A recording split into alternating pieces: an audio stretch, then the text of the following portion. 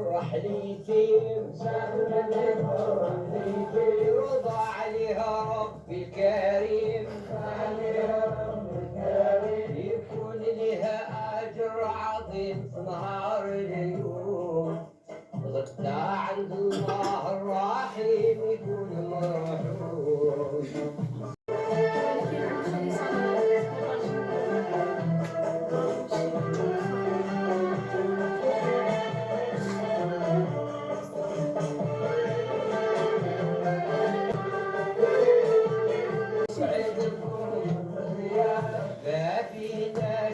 المسان